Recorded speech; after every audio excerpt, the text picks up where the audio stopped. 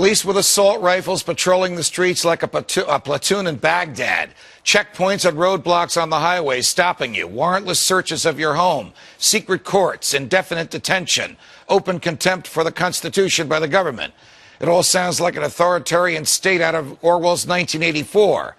But it's actually the United States of America in 2012. Our next guest and I have something in common. We're both worried about our republic.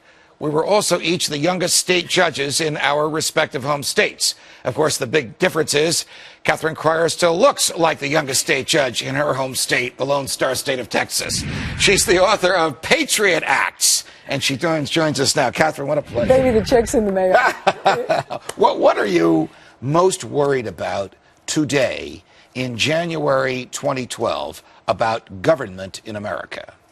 That our original system, our representative constitutional republic, is brilliant. That the people, on both the left and the right, are going nuts.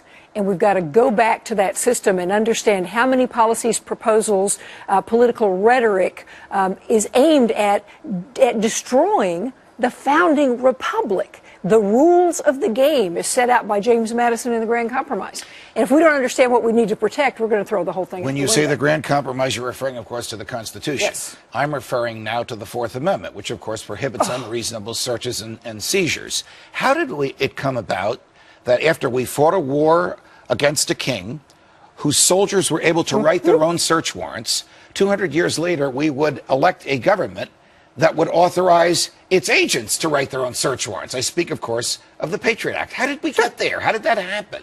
In moments of fear, and this is literally the introductory pages in the book, I talk about what fear does to people inevitably. If it's from an external source, oftentimes we get together, right and left, and we bar the doors. Right. If it's internal, domestic economy threats like this, invariably we begin pointing fingers and making the other half of the country evil, bad, a threat to our well-being. And then, as Ben Franklin told us, we're willing to give up liberty for security, and yet history has never demonstrated that those compromises provide more security. All they do is corrupt this brilliant system the founders gave us. Now, Catherine, I had the privilege of working with you a number of years ago here at Fox. I don't remember you being such a fierce defender of civil liberties as you are today. Is it the passage of time? Is it your observations of events in the past 10 years that have moved you this way? Or did I just not see this in you? Well, think about it. When we were working together, and that was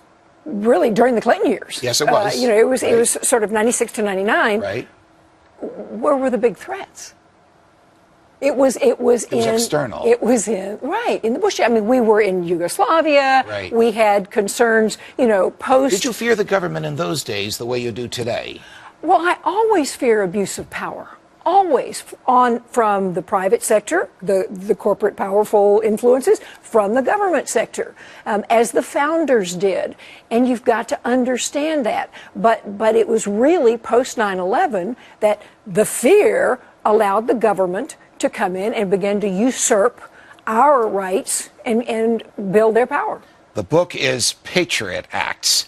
And if you want a fascinating look of how the government has gone down the authoritarian route by an award-winning former judge and a wonderful human being, get this book. Catherine, what a pleasure. Thanks for joining us. Come back and visit us again soon. Thank you. New York Mayor